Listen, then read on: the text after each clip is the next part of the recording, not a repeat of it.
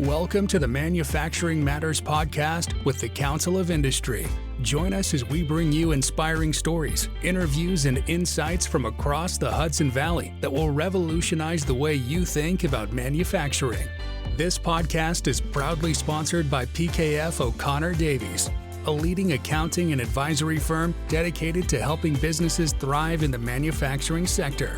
With their industry knowledge and strategic guidance, PKF O'Connor Davies ensures that manufacturers have the financial insights and support they need to achieve success.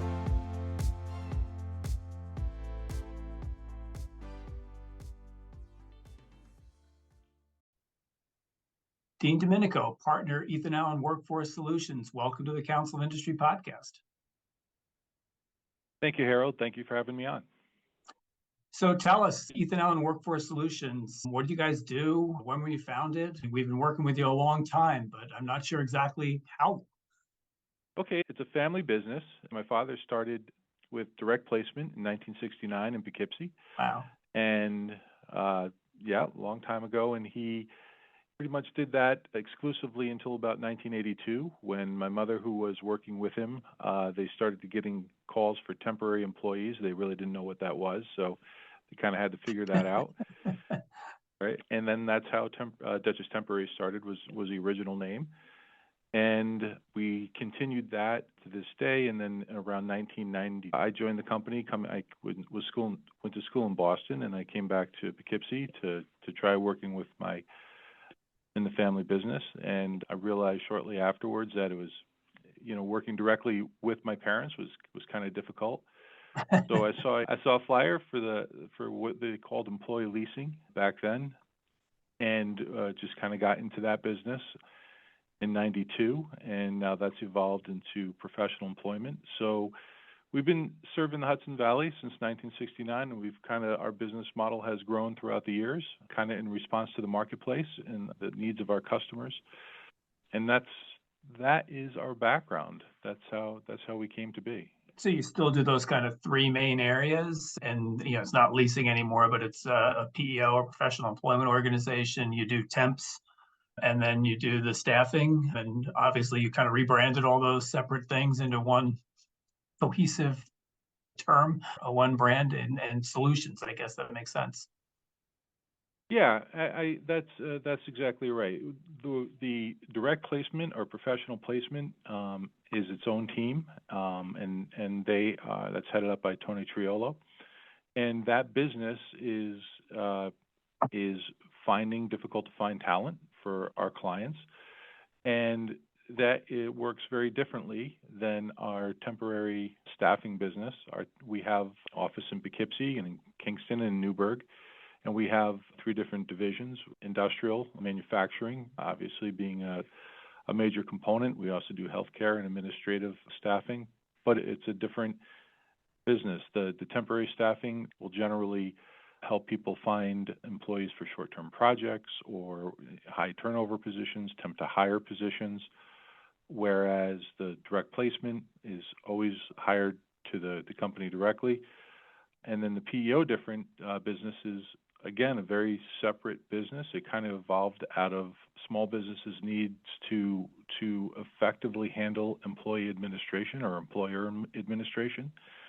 But what we like about it is that we say it's comprehensive HR solutions. So many of our customers will use us when they need to find primary talent for their organization, or they use us for temporary staffing, and they'll also use us for our HR outsourcing or our PEO business. So those three models kind of work together nicely, and it helps us provide services to our clients in those areas that they need the most.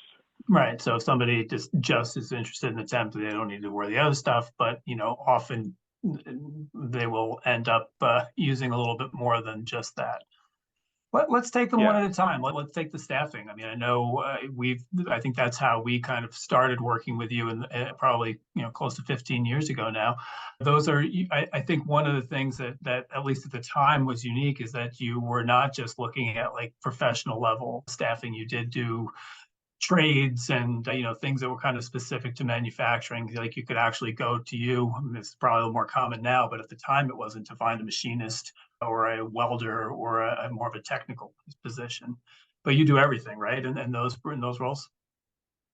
Yeah, I think the way we distinguish ourselves in the marketplace in temporary staffing a couple different ways. The first is that, our entire business is the Hudson Valley, and this is where we're from, and we know the valley really well. But also, we specialize in our teams that provide temporary staff. So if you're a healthcare facility, you're going to be talking to our healthcare team. If you're a manufacturer, you're going to be talking to our manufacturer team. And the reason why that's useful is because those teams get to know the needs of their clients better. They get to understand, what they need, the people they're looking for. And also it helps them. There's only so many people that you can know or talk to in a day, and it helps them just stay focused on the type of people that their clients need help finding. Right? So instead of one recruiter looking for a nurse 1 minute and a secretary the next minute and a machine operator the next, it's only dealing within those verticals. So that specialization really has kind of helped our temporary business. That makes perfect sense. So, I mean, what has been some of the trends? You've been around since 1992. Is there temp to perm more of a solution now than it was then, or is this? I mean, it feels to me like it is. Yeah, I think there's always a little bit of a misunderstanding that, when somebody gets a temporary position, it's only temporary and they'll never get hired, right? So that temp to perm or temp to direct hire is a big part of our business, particularly in high turnover positions. Our clients will like us to send them people and just see if they're going to work out for their facilities, see if they're going to, their skills are there. And if they do, then over a period of time, they hire those people. So that's, there was a point in time, it's been a while since I checked, but there was I think 40 or 41% of the people of our business was temp to hire. Really? So I think that's an important, I don't know if that's the same today, but it's probably not that different. But it's an important piece of information for people to know, because sometimes people think that, it's never going to go anywhere, a temporary job, but it's just not true. Right. And I think from your client's perspective, from the business client's perspective, I can speak a little bit for manufacturing. It's not for everyone, right? I mean, there is I think the idea of bringing a temp person in and just giving them a taste of what this is like before they offer them a permanent position to see if they are going to work out. It's a real plus, to not take on all that responsibility of hiring somebody for them just leave after they say, oh my God, it's hot in here. Or I didn't know I was going to have to stand all day, things like that, which is, it's reasonable. If you don't know, you don't know.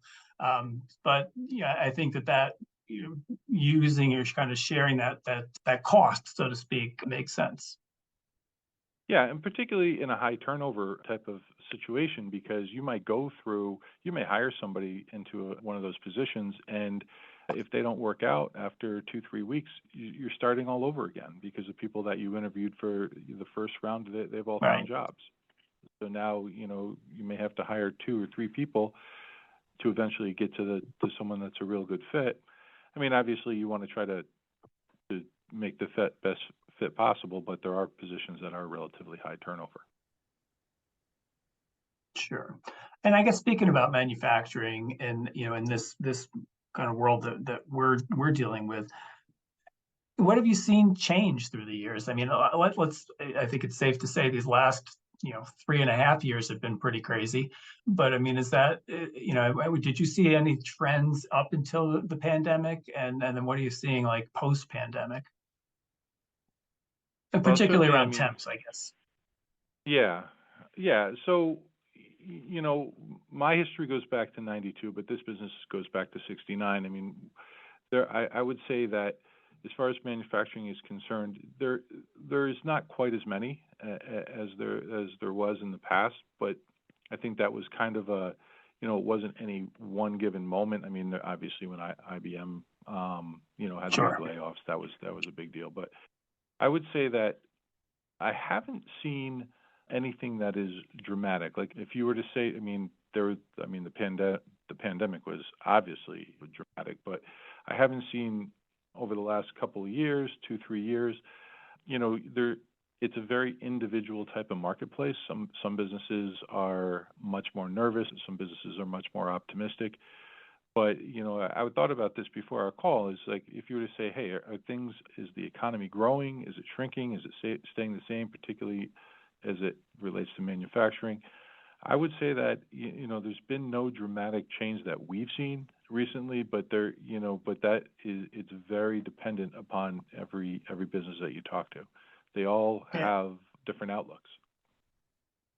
That's really interesting. And I mean, I think that's probably why we really like working with you, is you recognize that. I mean, and even within, we say Hudson Valley manufacturing, but there's dozens of different industries. There's hundreds of different companies. Each one has its own sort of uniqueness, and that getting back to what you said about working within the sector and having clients and customer service reps, so you can kind of know each other.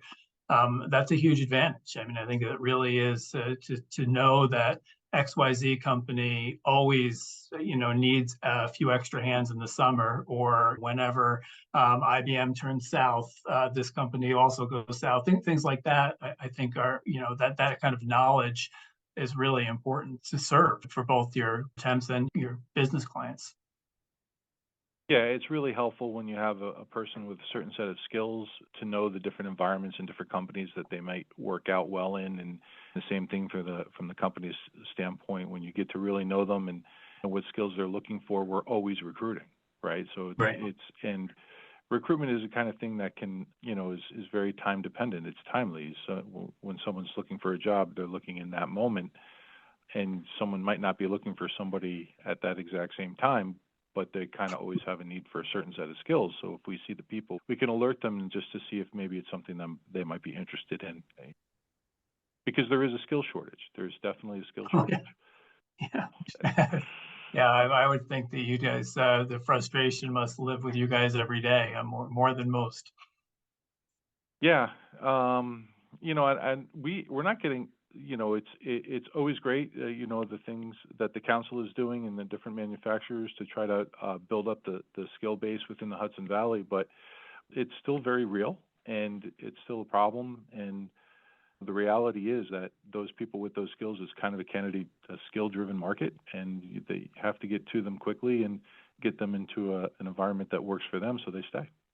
Yeah, getting quickly, I think, and acting fast is really important. I think, pre-pandemic, and the interview process could linger. You would let people dangle for a few days after you interview them.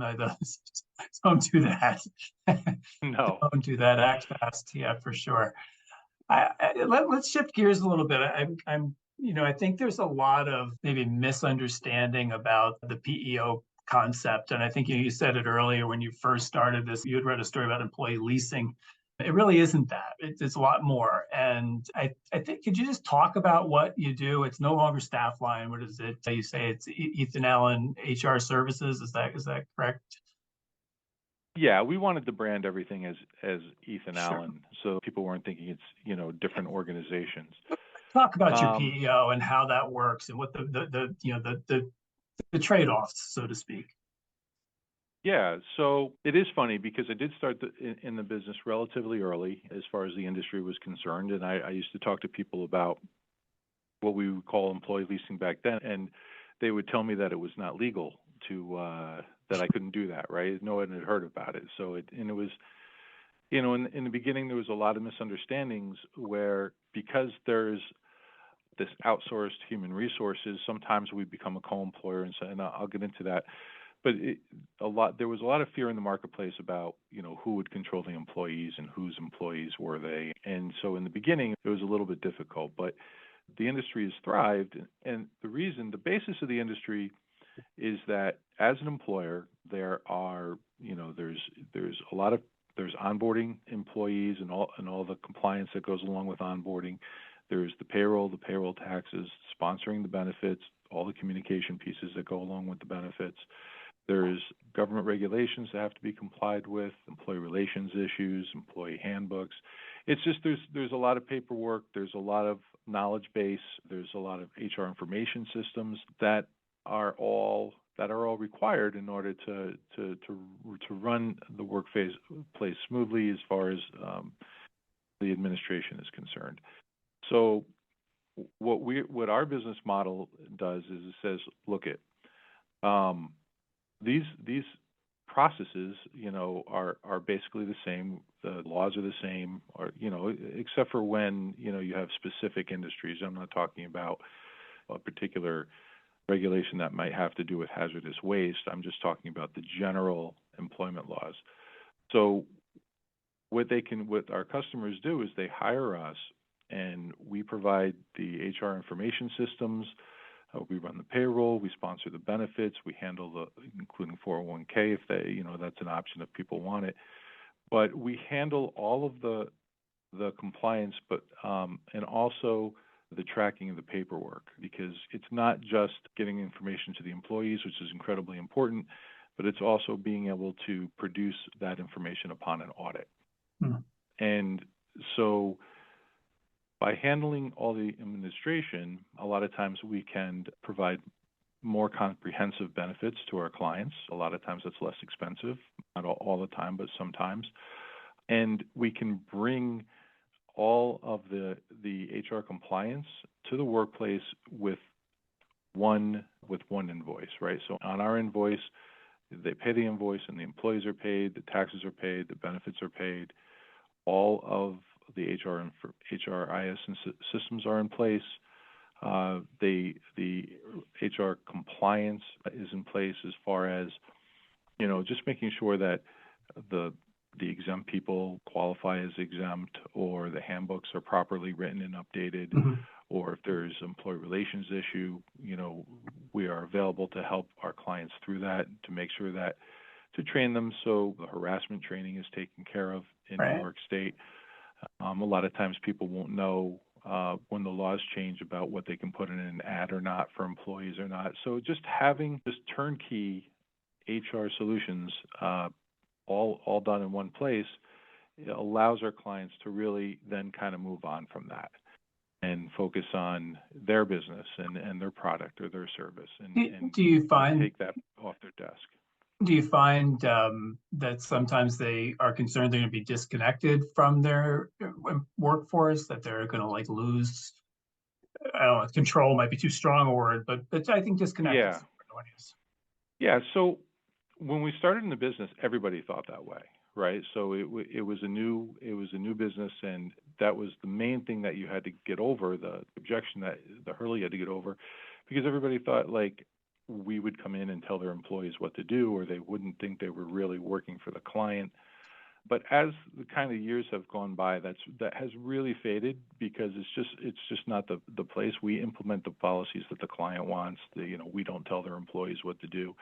It's very similar to thinking the employees would think that they're working for a payroll service. It doesn't happen. So I think the reality of the situation, and then there's enough people now, the market penetration for the PO services is high enough that people kind of know each other, and they kind of realize that although, that seemed like a major concern, the reality is that it doesn't really play out that way. It's reasonable to think that someone might have that concern, but it's really not the case, and I think that's played out.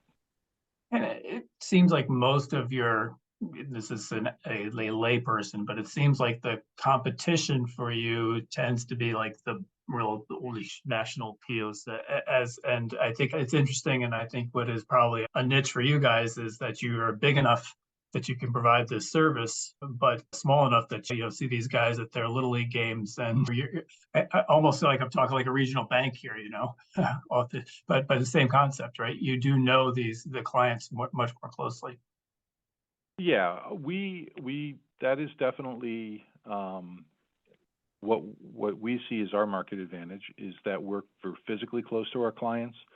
All of our staff is physically close, so that when there's open enrollment and benefits have to be taken care of, or if there's an HR issue, that we can go there and meet with them and meet with the employees. If that's the case, or if there's a workers' compensation issue, we can do a safety inspection on site or deal with the claim.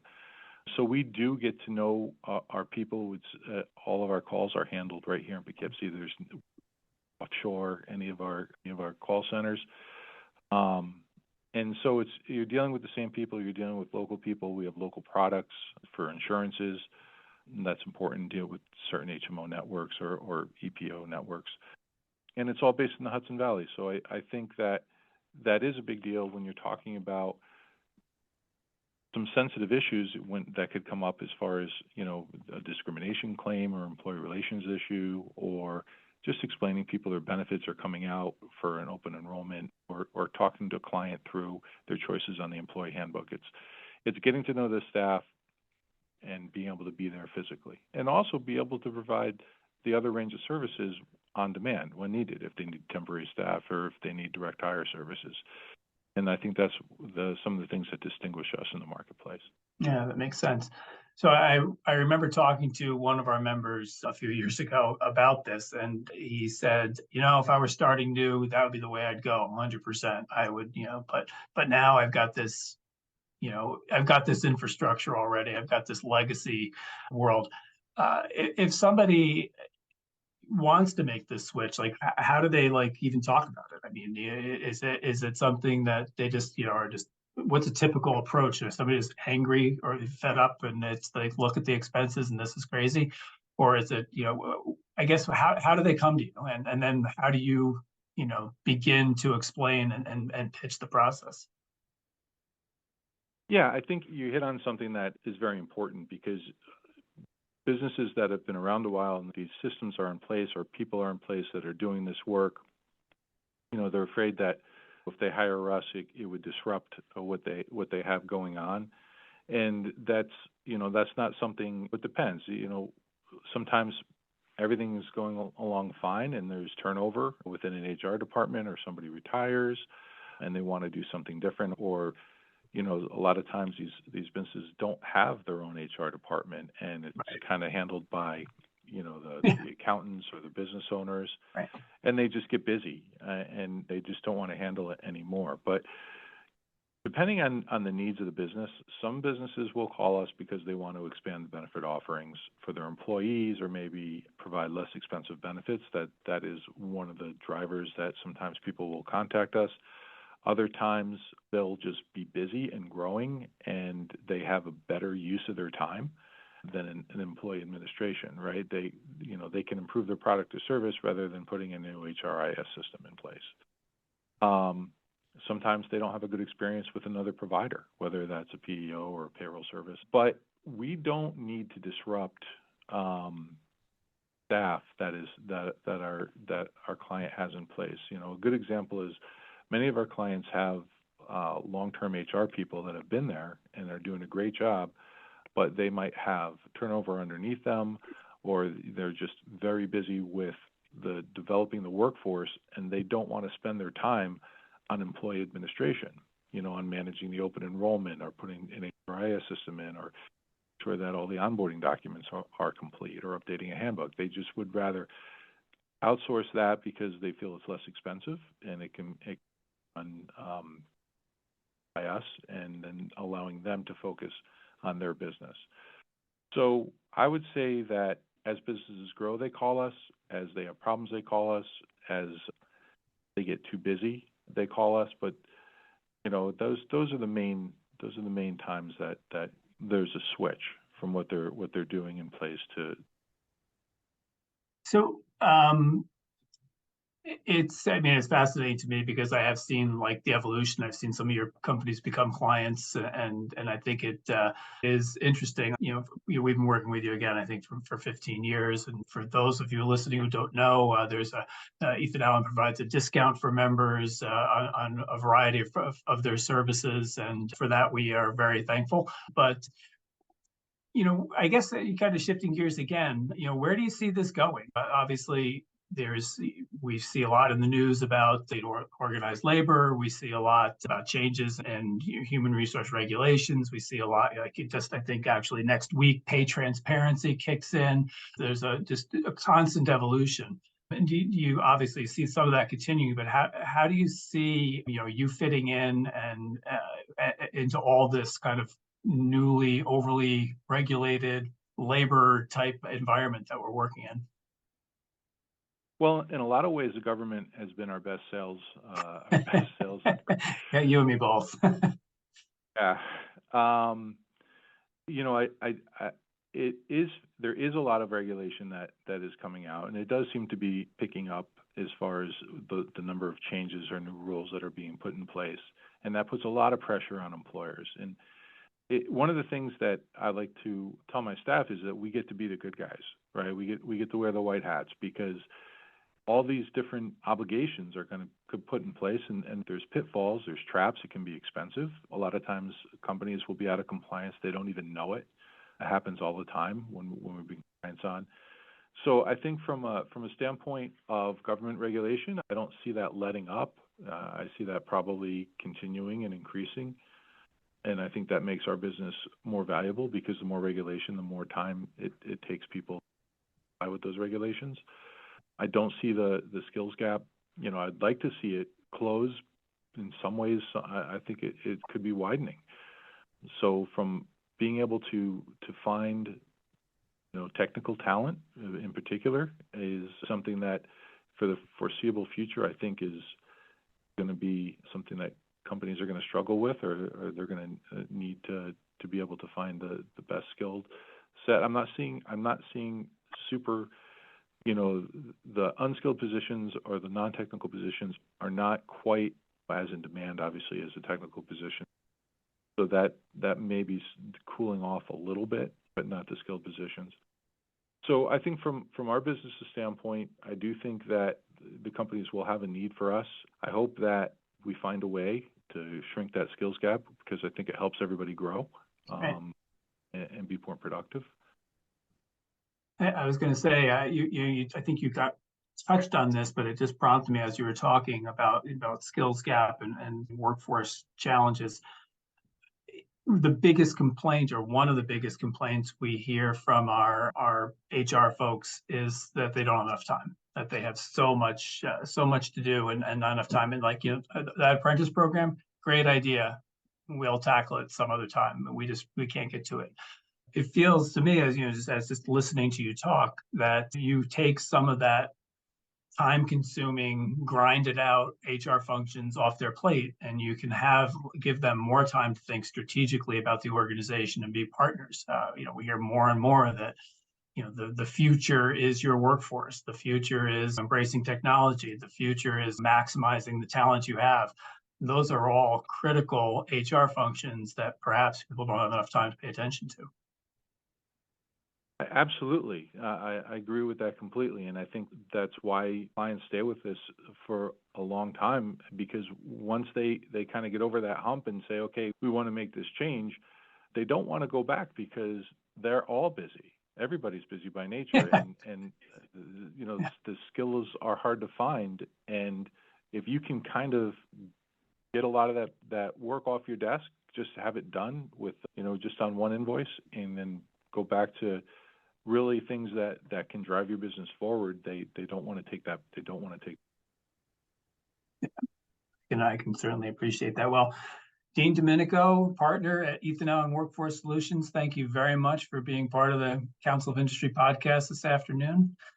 And we look forward to continuing our relationship with you guys. We do too. We appreciate it. And thanks for having us on. Thank you. Thank you for joining us on this episode of Manufacturing Matters, brought to you by the Council of Industry and sponsored by PKF O'Connor Davies, accountants and advisors who understand the unique challenges and opportunities in the manufacturing sector.